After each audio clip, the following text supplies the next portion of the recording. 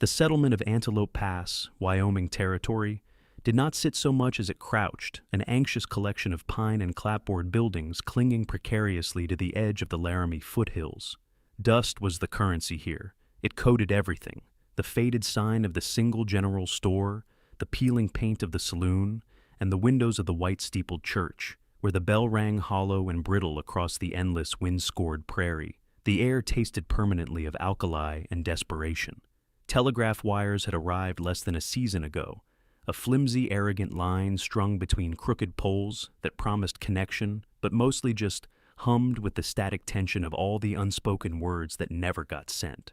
Willa North lived 2 miles from the hollow town, on a slight rise overlooking the only reliable perennial spring in the region, a fact that made her small timber cabin, built by her father before his passing 5 years prior, less like a home and more like an altar to a forgotten vow. The wind rattled the shutters with the persistence of a restless ghost, and the silence inside was a living thing. A profound pressure in her ears, like living deep underwater. At 22, Willa was a study in severe economy. Her brown hair was constrained in a bun so tight it felt like a permanent headache, and her gray eyes, quick and darting, saw movement in every shadow, a habit born of 2 years of solitude on dangerous land. Her hands, thick with calluses from hauling water and splitting kindling, were rarely still, busy with mending, cooking, or tending the small, fiercely guarded garden. Her quiet was once peace, the blessed end of listening to her father's labored breathing, but now it was a profound act of waiting. She was waiting for the creak of a wagon, a knock on the door, and the return of a life that refused to begin. She was waiting, more specifically, for Alistair Finch. He was a trader and speculator, 10 years her senior, whose mustache was always waxed with expensive pomade and whose clean collars seemed an elegant insult to the prairie dust. He courted her formally in the summer of 1880, speaking not of love, but of combined assets and investment opportunities in Denver. He promised marriage once the essential contract was secured, shaking her hand, a gesture as formal and cold as a notary's seal, before riding east. The letters had died 6 months ago. The last one, brief and businesslike, offered no comfort, only the expectation that she was managing the property well and protecting the invaluable homestead that controlled the Antelope Spring. Willa told herself waiting was the decent, respectable choice, but waiting had made her small. She often caught her reflection in the glass, gaunt cheeks, eyes too large, looking less like a woman and more like the cabin itself, weathered, quiet, and dangerously exposed to the ambition of men like Silas Vance, the powerful rancher whose vast dry land abutted. Her claim. Vance had made his interest in the spring clear, sending unwelcome riders and veiled threats, turning Willa's solitude into a desperate vulnerability. Odessa, Willa's maternal cousin, was the only thing standing between Willa and utter disappearance. A widow twice over, one husband lost to consumption, the other to 3 quick bullets in a back alley. Odessa ran the general store in Antelope Pass with the grim efficiency of someone who no longer suffered fools or sentiment. It was a blisteringly hot afternoon in late June when Odessa rode out, the heat pressing down like a physical weight, baking the earth until it cracked. Odessa pushed past Willa and slammed a box of provisions onto the kitchen table. The force made the dishes rattle. "Don't afternoon me, Willa North. You look like you're trying to wither into the floorboards."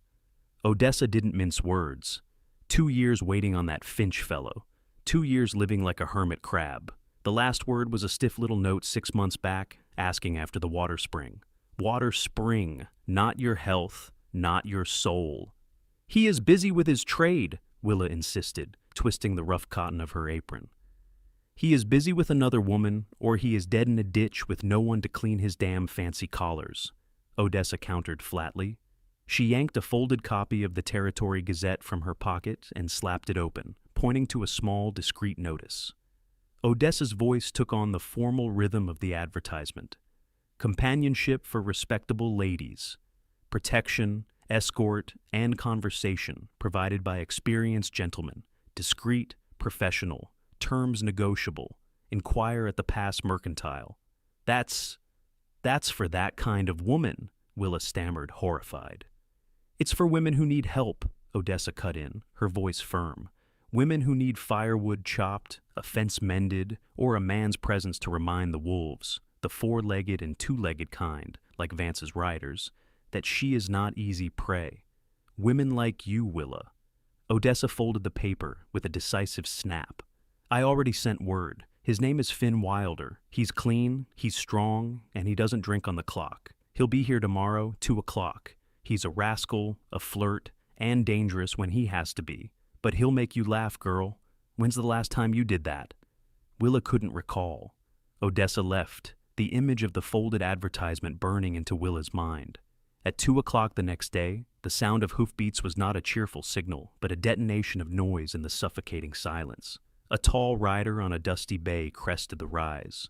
He wore the working man's uniform, collarless shirt, brown vest, and boots that had seen 1,000 miles. His dark hair was tied loosely at his neck, and his hat brim, pulled low, shadowed a face that was weathered but striking. He dismounted with an easy, practiced grace, his eyes scanning the horizon. As he looked up at Willa, his blue eyes were not amused, but calculating and hungry before he snapped the professional mask into place. "Afternoon, ma'am," he said, his voice warm and rough, like whiskey poured over gravel. "Name's Finn Wilder. I hear you sent for a man." My cousin, Odessa, arranged it," Willa managed, gripping the porch railing. "No need to explain," Finn murmured, stepping onto the porch. He smelled of dust, leather, and a faint, clean scent of sage. He was broader than Alistair, and every line of his body spoke of hard work, not paper contracts.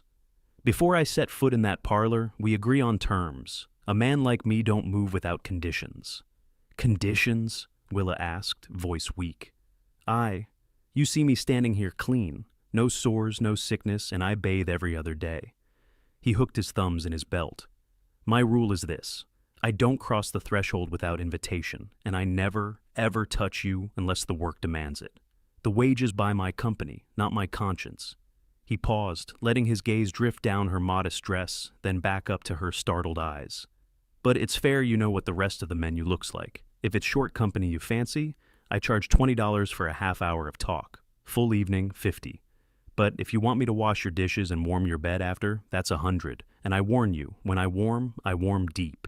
You might not stand straight come sunrise." Willa felt the blood surge to her cheeks. She couldn't breathe. "Sir, you are unspeakably crude." Finn chuckled, a low, easy rumble. "I'm honest, ma'am. I tell a lady what she's buying before she buys it. Saves confusion later." His grin widened. "Unless you'd prefer to ride from the back of the saddle, that is. Your mind, ma'am, is far wilder than your apron strings suggest." She wanted to sink through the floorboards, yet the heat in her cheeks was mingled with a shocking curiosity. This man saw her, the lonely, frightened woman, and didn't pretend otherwise. "I didn't hire you for anything improper," she forced out. "I need honest chores done. Firewood, fences, protection from the men Vance sends." Finn's professional calculation returned. He nodded slowly. "Fair enough. You hire me for honest work, you get honest work. You hire me for company, you get honest company." He touched the brim of his hat in a mockery of a bow. "Consider me hired for honest work and Christian conversation, though I can't promise the conversation will always be Christian."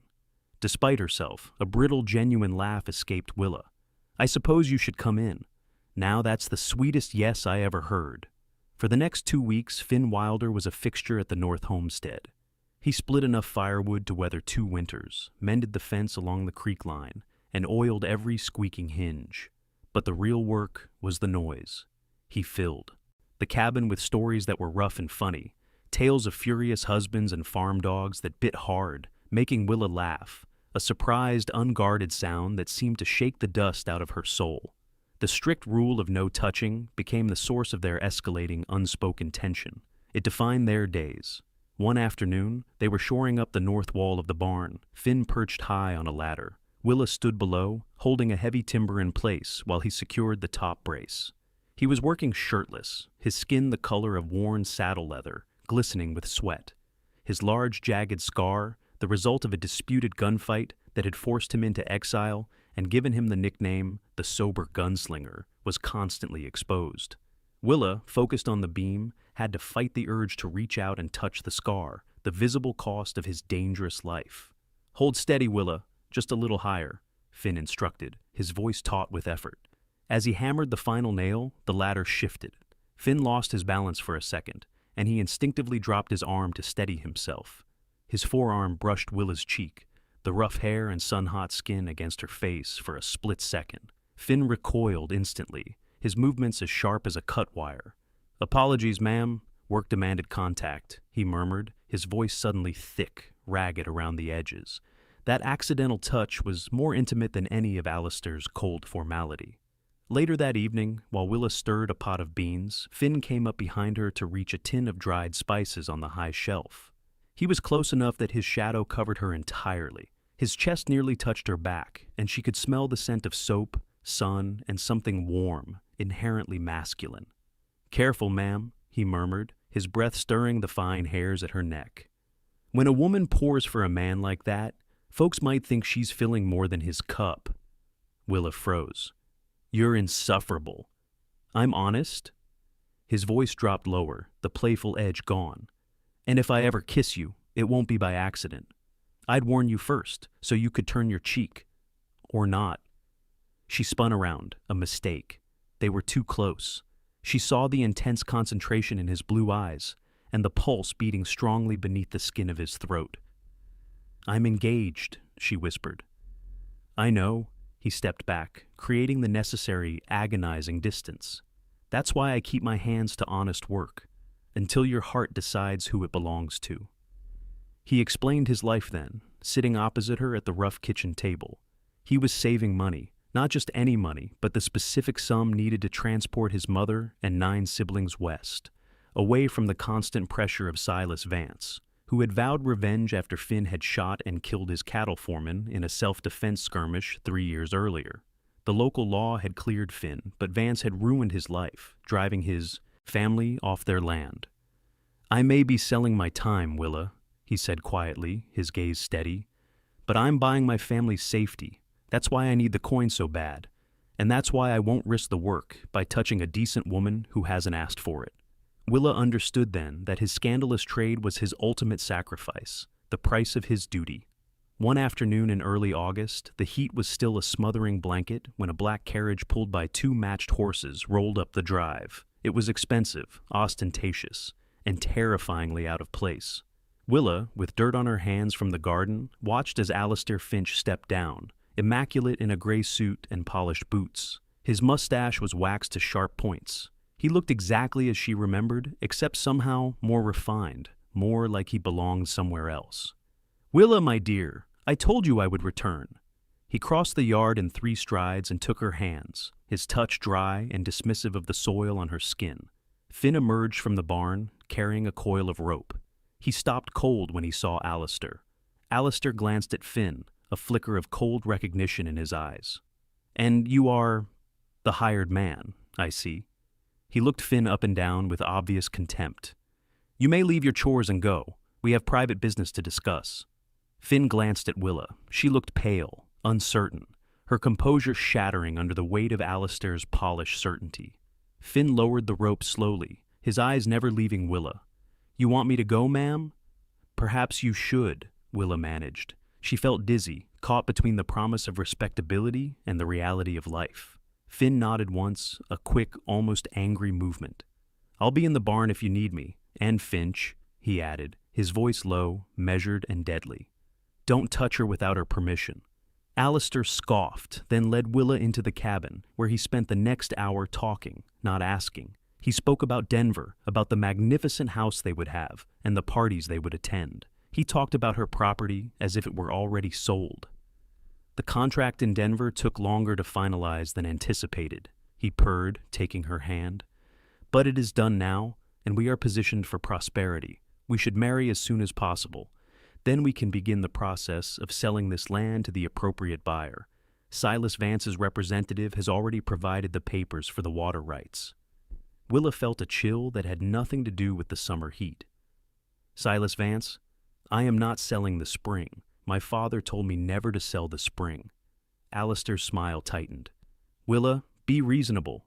You cannot stay here alone forever, and this property is a liability without the protection Vance can offer. Furthermore, I have a copy of a signed agreement from your father. transferring the water usage rights to me upon our marriage. I have spent 2 years protecting your interests, and now you must trust my judgment." He produced a folded paper. "I came back, did I not? I am here now, ready to fulfill my promise. What more do you want?" Willa looked at him and realized the terrible final truth. She wanted him to leave. "I want you to leave. I need time to think. Please leave." Alistair stood, his face darkening. "Willa, I will return in 3 days. I expect a proper answer then." He stormed out, his carriage clattering away down the road. A moment later, Finn was in the doorway. His expression was dangerous. "What did he say? Did he show you a paper? Did he threaten you?" "He wants to sell the water rights to Silas Vance," she whispered, shaking. "He claims my father signed a document giving him control when we marry. He never asked me what I wanted. He doesn't see me. He only sees the land and the contracts." Finn crossed to her and knelt beside her chair. "What do you want, Willa?" She looked at him, at the man who had made her laugh when she forgot how, who had filled her silent cabin with noise and life, who had stayed when everyone else left. "I don't want to leave. I don't want to go to Denver. I want to stop waiting." Finn took her hand gently, his thumb brushing her calloused palm.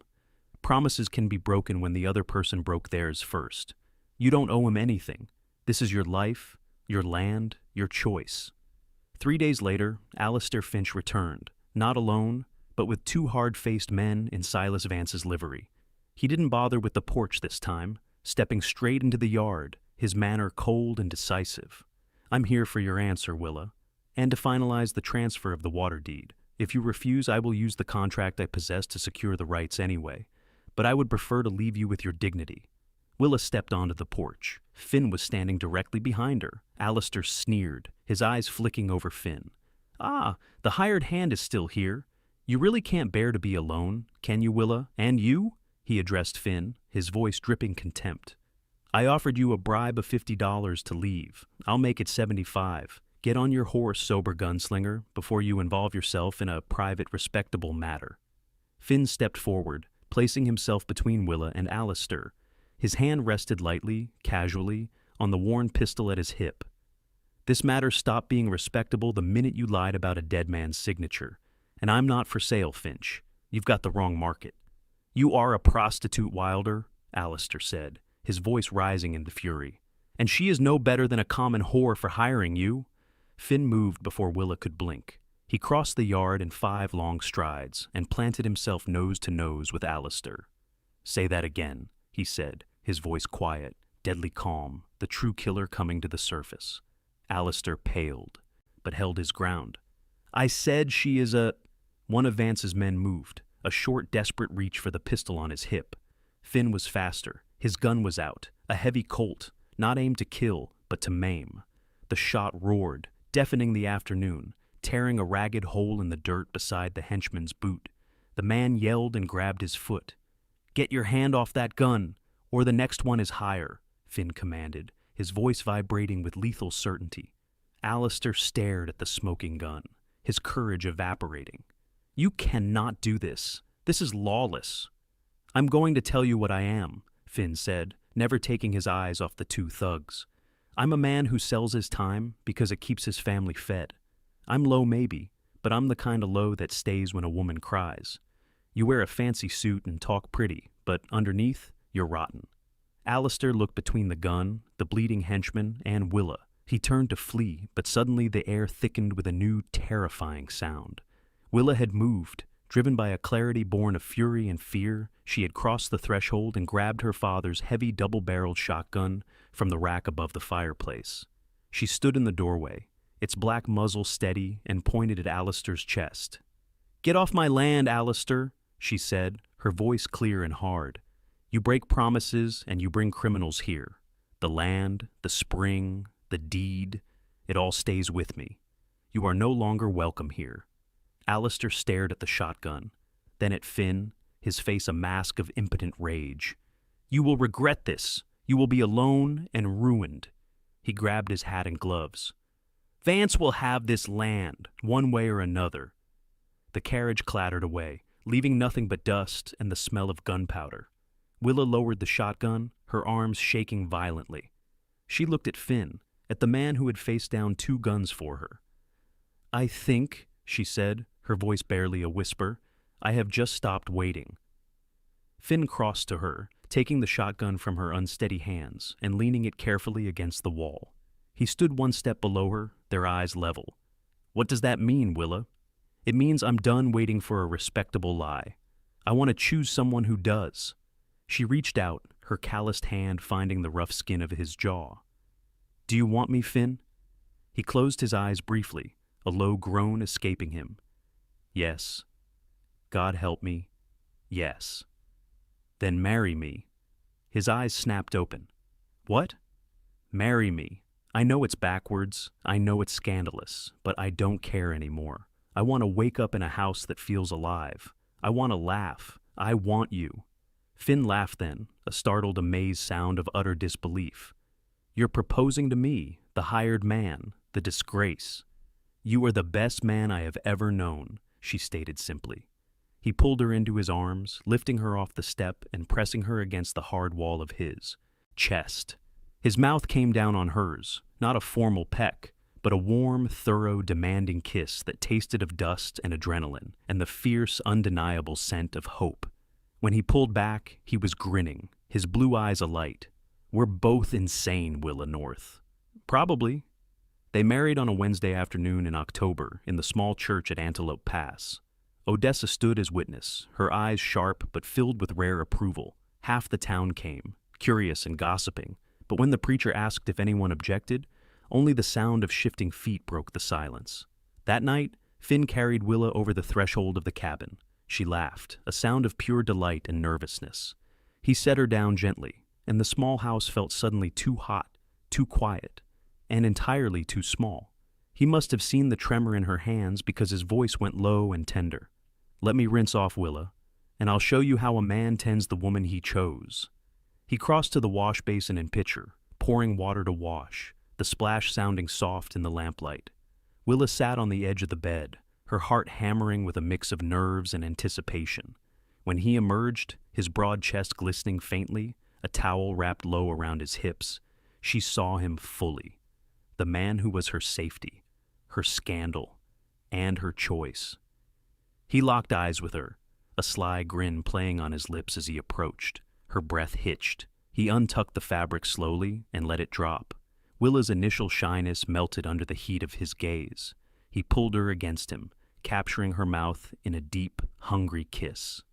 "No need for words tonight, wife," he murmured against her lips, his voice rough with desire. He didn't wait for permission this time. His fingers deftly unlaced her gown, peeling the fabric away until she stood bare before him. Guiding her back onto the sturdy bed, he knelt between her thighs, his hands strong as he held her open. "I've been waiting for the day I could stop following my own damn rules," he murmured, his breath hot against her core.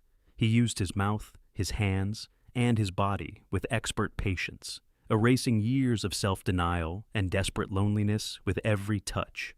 Willa arched into him, her quiet replaced by gasps and sharp moans, the tension coiling tighter until she shattered, screaming his name, her inner walls pulsing.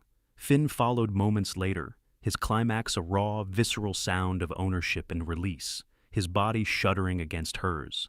They clung to each other, their shared ecstasy echoing through the room. By morning, the lonely cabin was no longer lonely, and the vows they spoke in daylight had been sealed in the quiet of the prairie night. The years that followed were not easy, but they were good. Finn stopped hiring himself out for companionship.